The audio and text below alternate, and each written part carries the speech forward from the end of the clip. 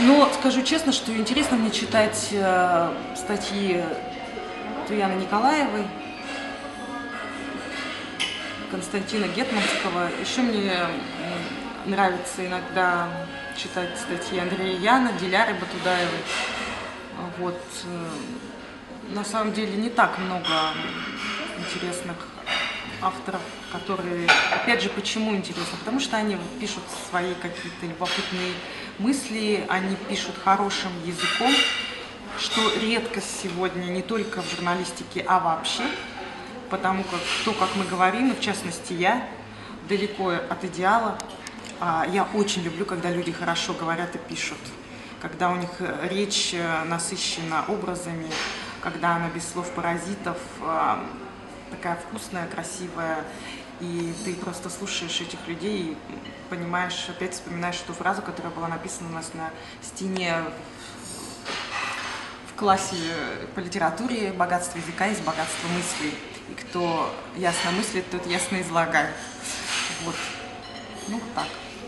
Еще что-то, что не хватает журналистики в целом в Бурятии? Журналистики. Видите, говорить о журналистике вообще, то есть я не скажу, что я так прямо читаю все от и до, да. Есть темы, которые меня абсолютно не интересуют, связанные, допустим, со скандалами, интригами, расследованиями, политические вопросы какие-то. Ну, то есть мне не хватает прежде всего авторской сущности в журналистике.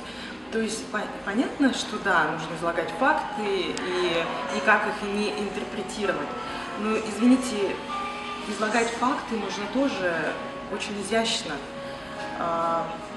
Речь идет о композиции текста, о каких-то... Все равно ты чувствуешь, когда пишет человек с богатым бэкграундом, да, когда ему есть что сказать, у него есть собственное мнение по поводу того или иного. То есть мне не хватает аналитики.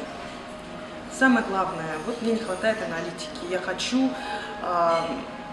читать периодику и получать все-таки, несмотря на то, что это не литература, но тем не менее хочется адекватных, интересных мыслей.